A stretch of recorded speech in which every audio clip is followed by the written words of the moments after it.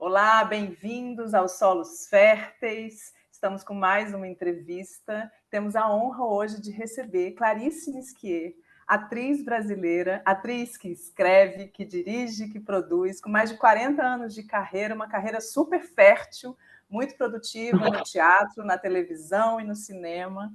E podemos dizer, uma expert em solos, né? Tem muitas peças na carreira, mas tem muitos solos, e cinco solos, dois deles autorais, um deles adaptado por ela, que é o Alma e Moral, que tem um feito de estar em cartaz há 17 anos. Enfim, bem-vinda, Clarice, muito obrigada por estar aqui conosco.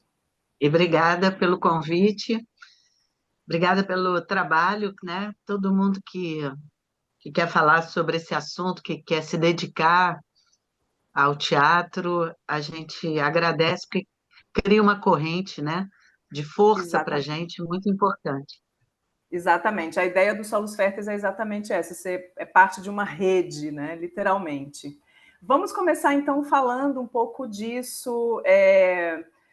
O que leva a fazer um solo que é ainda, assim, hoje já está um pouco melhor, né? Ele está um pouco mais bem visto, mas ele sempre foi um desafio, tido como um grande desafio para o ator estar sozinho em cena. E às vezes o público tem uma certa resistência por ser, será que não é chato, só uma pessoa em cena? O que leva uma atriz a fazer um solo? Eu acho que é um desejo de dizer algo que ela sente que só ela pode falar. É encontrar um texto, encontrar algo que ela não passa por dentro dela, fazer aquilo com muita gente, porque é tão íntimo dela, é tão próprio dela, que ela não consegue vislumbrar outra forma de fazer a não ser aquela. Eu não acho que seja um desejo de fazer solo. Eu acho que é um desejo de dizer aquilo. E aquilo que ela vai dizer é através de um solo. Ela percebe isso. Eu nunca tive um desejo a priori de fazer solo. Não me lembro, sinceramente, disso dentro de mim. Agora, quando eu encontro.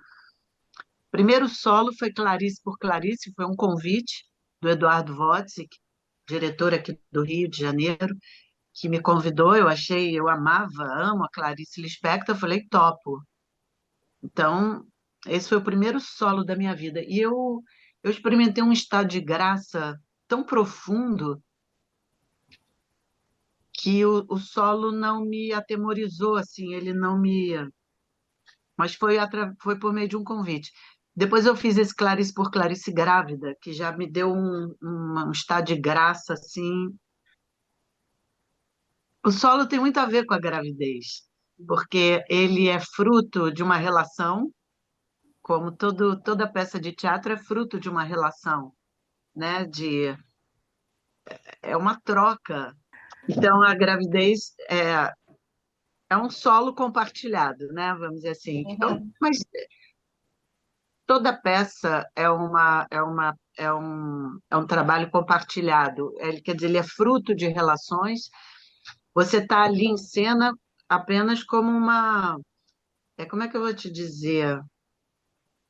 Não é uma solidão nesse sentido que as pessoas falam, porque tem a produção, tem a pré, tem os ensaios, tem de onde veio a Técnica, ideia, né?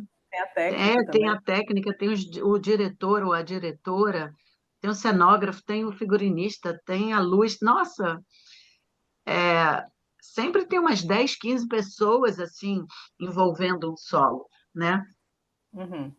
Então, é só um momento, aquela 1 hora e meia, ou 2 horas ou 1 hora, é só um momento de um grande trabalho que, na verdade, engloba muita gente.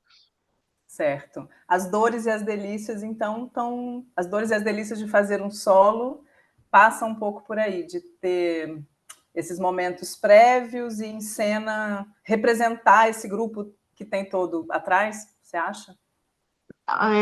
Sim, por um lado, sim. Você está ali com a força de todo mundo.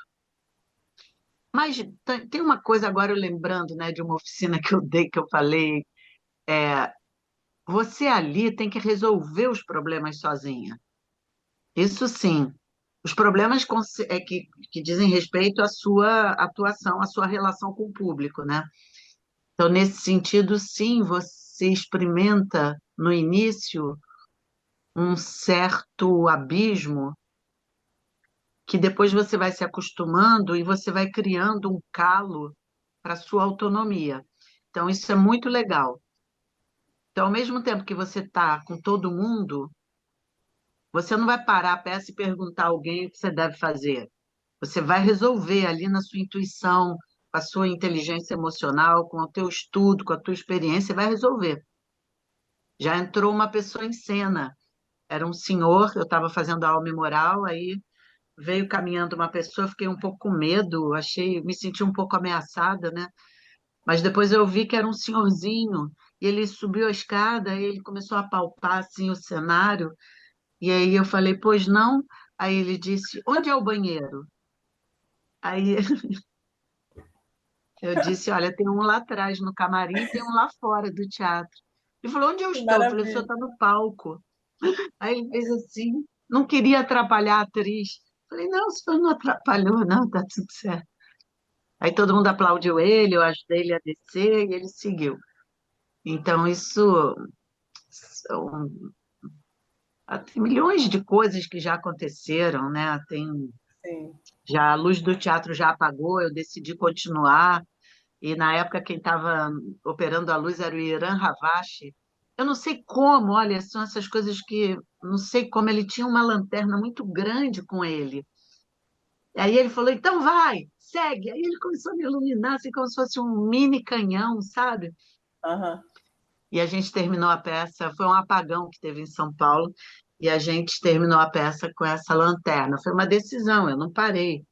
Tem Uhum. milhões de outras decisões que você tem que tomar numa fração de segundos. Então, isso é muito legal. Isso faz com que você se represente. Quer dizer, eu acho que o teatro, de alguma maneira, mesmo em peças que têm um coletivo muito grande, enfim, é a harmonia perfeita entre o indivíduo e o coletivo, sabe? Eu acho que ali você tem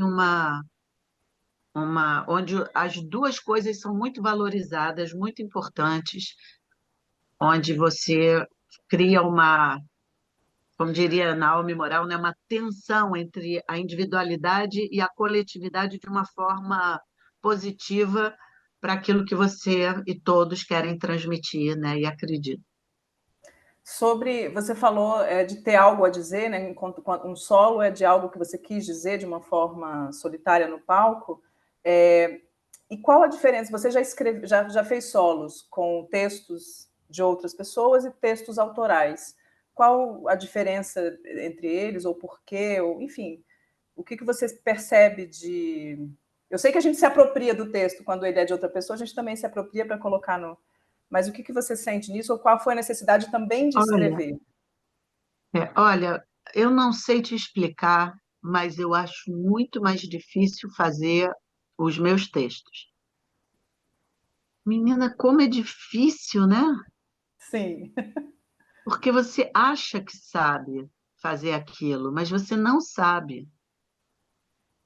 Então, eu apanho mais quando eu faço meus textos do que quando eu faço textos de outras pessoas.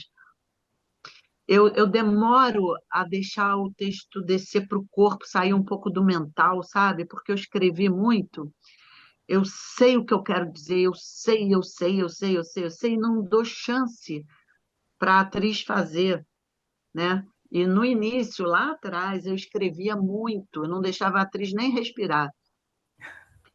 Eu escrevia demais da conta. Até que eu escrevi um texto para uma atriz que ela falou: Clarice, pelo amor de Deus, corta um pouco. E aí eu fui vendo que ela estava falando de uma coisa que eu também sentia quando eu fazia como atriz, mas eu ficava pegada. E aí eu fui amadurecendo, aprendendo a escrever cada vez menos, para dizer cada vez mais, deixar mais os silêncios.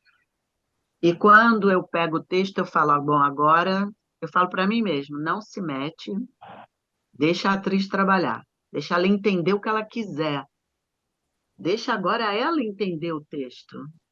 Você sabe o que você quis escrever, mas deixa ela entender, deixa ela fazer do jeito dela, emocionalmente, ela vai entender outras coisas do que você quis dizer. Deixa, aí eu deixo, aí dá certo. Perfeito.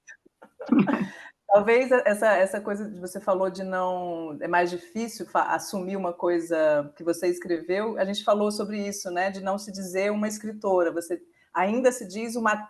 Já escreveu vários artigos, já escreveu peças, mas ainda se diz uma atriz que escreve, não uma dramaturga ou uma escritora, né?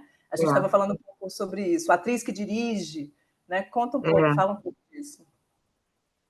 Você até brincou, falou, a gente tem uma síndrome da impostora, né? Eu falei, um Aham. pouco mesmo, né? É, eu tenho uma certa dificuldade de... que a gente diz isso? De absorver o que eu sei que eu sei. Eu tenho um pouco, assim, você está me entrevistando agora, eu estou pensando nas respostas, porque eu estou pensando, eu não sei, eu vou falando, entendeu?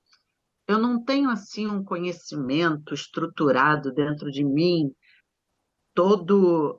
Eu estudo um pouco sem método, eu sou uma livre pensadora, o estudo assim acadêmico que eu tenho das coisas, ele não é maior do que a minha vivência, entendeu? Eu tenho mais vivência, mais estrada do que eu tenho de estudo acadêmico, né? Da história do teatro, da história da dramaturgia, da história da literatura. Então, eu fico muito na minha, porque eu, para fazer um trabalho, eu mergulho e estudo para aquele trabalho. Leio muito, mas eu, como professora, as pessoas gostam ou não gostam de mim, porque eu sou.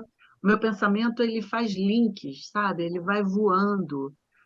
Para eu saber fazer tudo cronologicamente certinho, bababá, bababá, eu tenho que estudar de novo aquela matéria.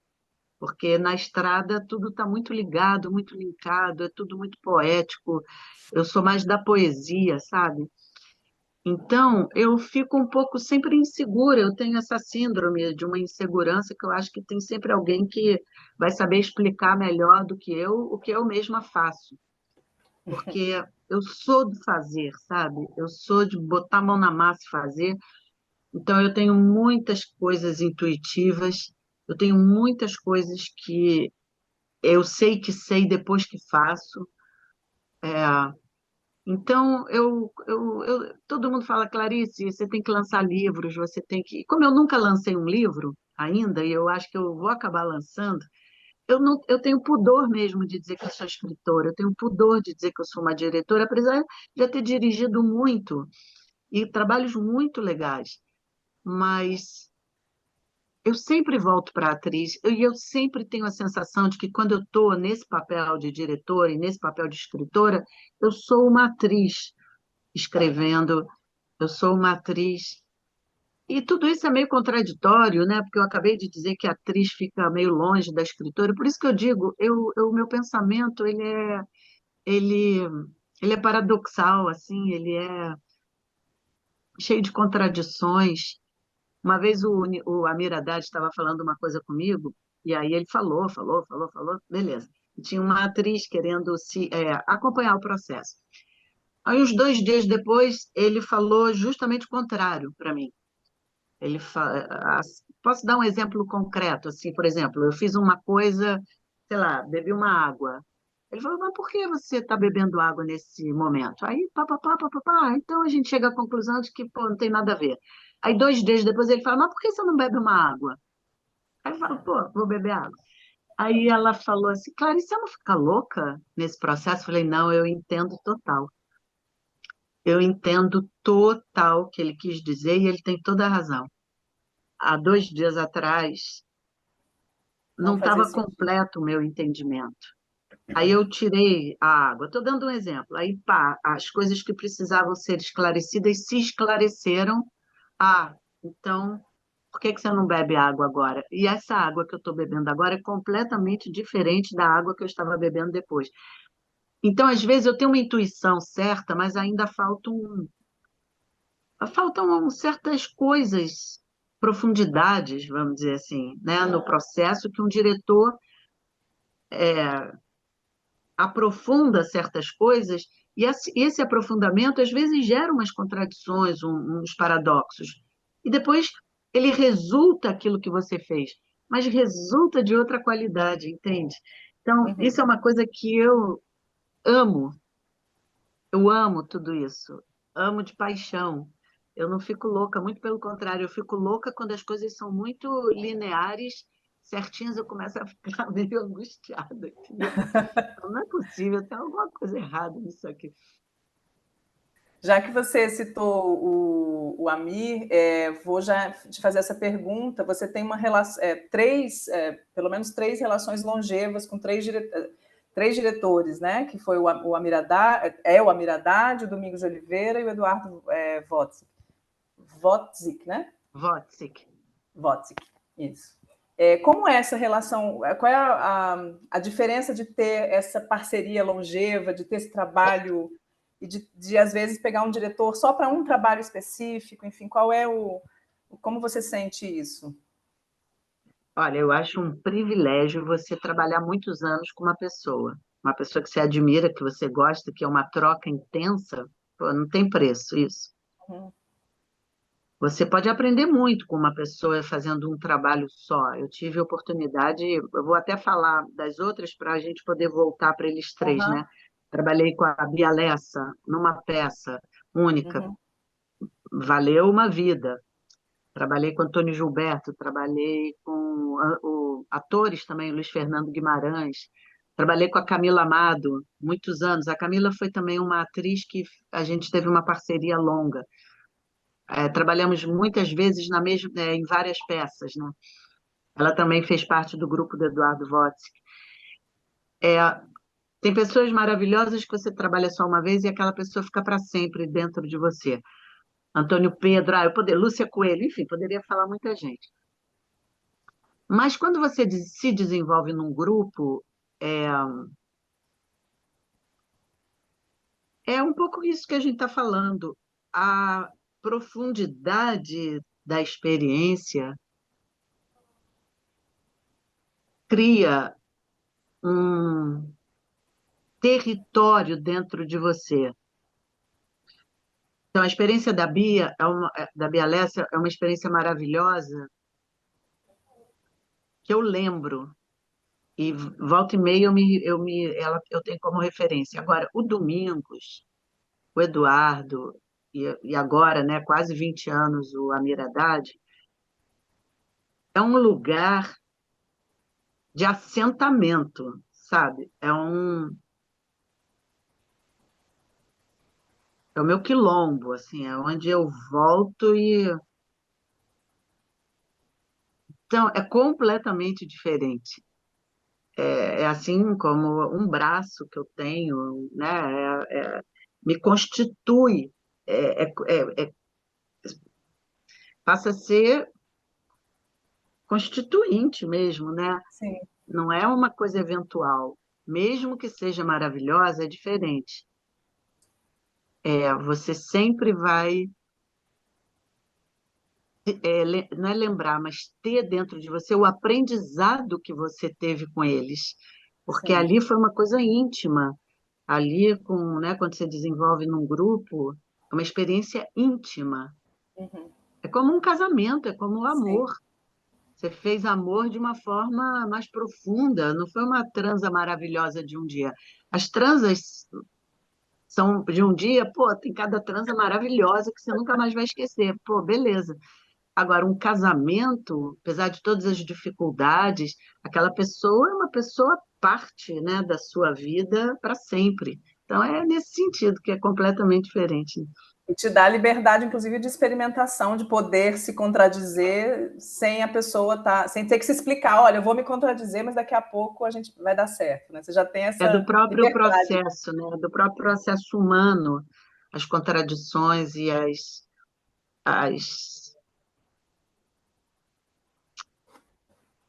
Eu fico lembrando de tanta coisa. As pessoas, além Sim, de desejarem verdades absolutas, o que é, infelizmente, impossível. desejarem as verdades absolutas, elas são mais ou isto ou aquilo do que isto e aquilo, isto e aquilo. Não, ou isto ou aquilo. Não, isto e aquilo. Eu Uhum, sou mais assim, sabe? Isto e aquilo, isto e aquilo, isto e aquilo. Então, quando você pode se mostrar para os outros assim, eu acho que é justamente quando você tira as máscaras do isto ou daquilo e consegue ter uma leitura humana de todos os aspectos e de todas as máscaras de uma forma mais distanciada. Então, você se sabendo esse todo, você consegue interpretar tudo. uhum, Mas se você acha que uma única máscara é tudo, você se limita no todo. certo. Acho que eu falei alguma coisa que faz sentido. Vou te perguntar agora também sobre essa. Você tem vários trabalhos, em especial até com o Domingos, né, que tinha muito essa temática feminina, muito presente, e É também verdade. textos seus com esse viés feminino, né, assim, a temática feminina de uma forma geral, né, assim, as nossas questões, né, muito é, em evidência. O que você acha essa importância de se falar disso no teatro, esse espaço que a gente precisa, como atrizes e como escritoras, colocar essa temática ali em voga pelo nosso viés, mesmo que seja um diretor homem, mas um diretor que tem esse cuidado, né, essa preocupação. Olha, eu acho o feminino uma das maiores belezas da vida, o feminino, né? É, e ser mulher é uma coisa, nossa, tão ampla, né? Tão discutida, e eu acho que tão de descoberta tão no dia a dia, né? Fora dos papéis lá pré-determinados que a gente nasce, papapá, papapá. Agora, por outro lado, eu sou uma mulher que não gosta de generalizações e que gosto de colocar o feminino e o papel da mulher e todas essas discussões dentro de alguma história. É, eu tenho uma certa dificuldade assim de isolar o discurso Sim. feminista. Até para não ficar panfletário no teatro, né? Ele precisa Exatamente. Então ele eu não precisa. gosto. Uhum, Não gosto por afinidade, né? Eu, quando ouço alguém falar, eu aprendo muito, né? Eu acho que eu estou aprendendo muito todo dia, né? Quando eu ouço a luta de cada segmento de mulher, poxa, eu gosto de escutar e escuto com atenção. Mas quando eu vou criar, quando eu vou trabalhar no teatro, eu gosto de expandir essa consciência dentro de uma história que englobe o todo, sabe? O todo mundo. Então, eu não me ressinto muito de ser dirigida. Eu sempre sou mais dirigida pelos homens do que pelas mulheres. No meu currículo, tem muito uhum. mais homem diretor do que mulher. Mas, sinceramente, eu acho que eles têm um olhar assim, às vezes patriarcal, às vezes machista, sim, às vezes limitado dentro da experiência deles como homem, né? Dentro da geração deles também, né? Uhum. Mas que a gente vai cutucando, vai provocando, vai dizendo nada disso. Não, isso eu não vou fazer por isso, por isso, por isso. Então, eu sinto que nós, atrizes, e quando eu trabalhei com diretores, principalmente o Domingos, que a gente fez Confissões das Mulheres de 30, Confissões das Mulheres de 40, Confissões das Mulheres de 50, a gente comprou muita briga com ele e ele, agora tá na moda essa palavra, ele teve o letramento dele, né? Ele cedeu, né? A gente também cedeu a ele, depois se arrependeu de algumas coisas, que entendeu depois outras coisas. Então, nessa dinâmica de incluir o homem nessa luta, Eu sou totalmente favorável. Eu acho que é na relação, né, que a gente vai aprendendo, porque eu volto a usar a mesma imagem, mas é como um casamento. A gente não casa com alguém com uma cartilha, né? Quando Uhum, você vê, você está submissa. Quando você vê, você está mandando no outro. Quando você vê, as coisas estão aí. Então, essa correção de rota, eu acho que eu gosto de pessoas que estão na estrada disponíveis a corrigirem a rota, sabe? Essas pessoas, para uhum, mim, são admiráveis, porque sim, elas se colocam em risco, mas elas estão sempre pedindo, pô, desculpa, foi mal. E uhum, corrigem mesmo, sabe? Corrigem mesmo. Eu não estou falando da boca sim, para fora, dizer, ah, sim, foi mal, e depois repete cronicamente aquele negócio. Não, estou falando de pessoas que, tanto homens quanto mulheres, que falam, pô, foi mal, e corrigem a vamos rota. corrigir. Corrigem a rota durante o voo. Eu acho isso assim, sabe, de uma coragem, de uma beleza. Eu gosto Sim, dessas pessoas, sabe? Que eu sei que eu estou voando e que nós vamos corrigir rotas durante o voo mesmo, sabe? junto. Porque isso é da vida. A gente não Sim. é perfeito, né? Você citou o Confissões, eu vou. Ele não são solos, mas são, na verdade, até pequenos solos, vamos dizer, né? Uma junção de às vezes muitos É solos, né? verdade. Porque são várias É, histórias. Mas ele foi muito emblemático, acho que na história do teatro brasileiro. Primeiro Confissões de Adolescente, né? isso. No primeiro momento, e depois vieram vocês fazendo Confissões de Mulheres de 30, depois Mulheres de 40 e Mulheres de 50, trazendo essas temáticas de uma forma quase que pioneira no teatro, assim, né? Falando de uma forma muito franca e aberta no teatro. É. Quase abrindo o diário, né? A Confissões de Adolescentes era o diário da Mariana, da Maria Exato. Mariana, filha do Uhum. Domingos. Então, fizeram um roteiro em cima disso extraordinário, foi um sucesso extraordinário Sim. no Brasil todo. E aí, então, veio Confissões das Mulheres de 30 na esteira dessa ideia da adolescência, né? Da história das adolescentes. Uhum. E como isso assim lançou temáticas que não eram às vezes tratadas de uma forma tão aberta, né? Tão franca. É verdade, eu lembro que tinha um quadro que tinha muito sucesso, era Nós, Mulheres de 30 falando sobre os homens, né? Como eles eram na cama. Então, Uhum. vários tipos de homens, com muita liberdade, sabe? Com muita. Ah, eu gosto assim, eu gosto assado, eu gosto desse. Como a gente, na fantasia, achava que os homens falavam da gente. Ah, ela é isso, ela é aquilo, ela Uhum. tem essa qualidade, ela. Né? E a gente falava muito abertamente, fazia muito sucesso, inclusive entre os homens que morriam de rir, enfim.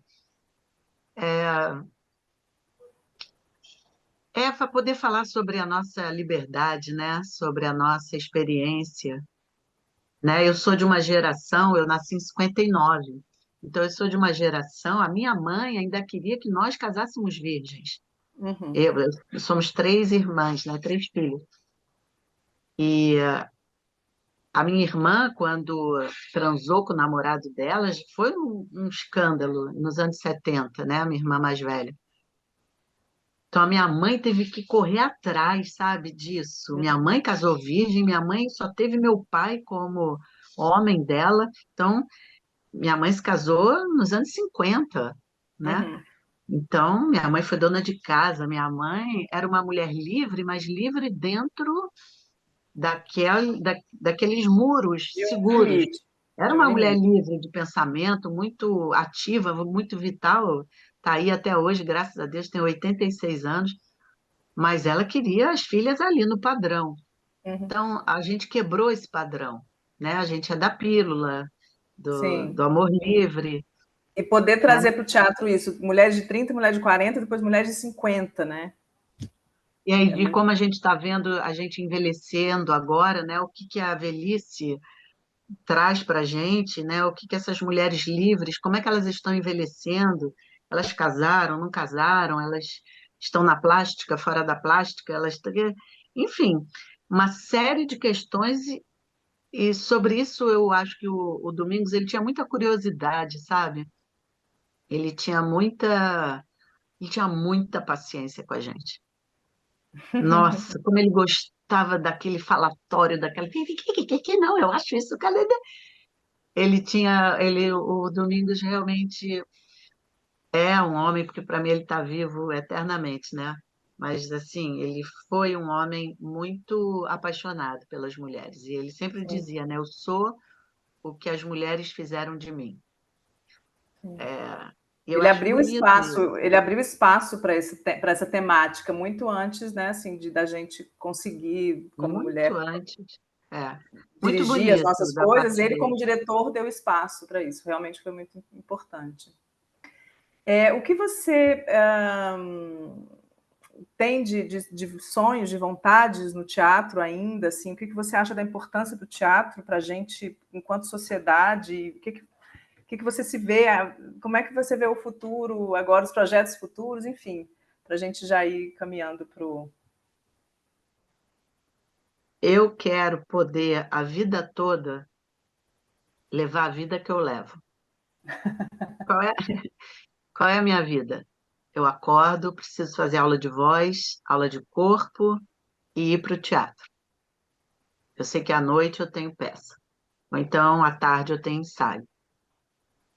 Eu tenho meu filho, eu tenho minha família, eu tenho minhas coisas da vida particular, me dedico, mas a minha vida ela é organizada pelo ensaio ou pela peça que eu vou fazer.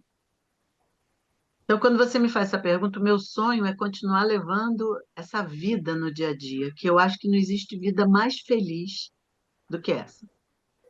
Ah, se eu posso viajar ou não, se eu posso isso ou não, tudo fica dependendo do horário do ensaio, da temporada da peça.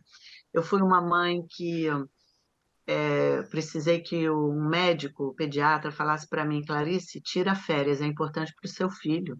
Ah, desculpe, eu achava que ele amava ficar viajando comigo para as peças. Ele não amava. Ele queria tirar férias como todas as crianças normais da idade dele. Então a gente passou a tirar férias em janeiro, fevereiro, né? Quando ele tinha 8, 9 anos, a gente era sagrado.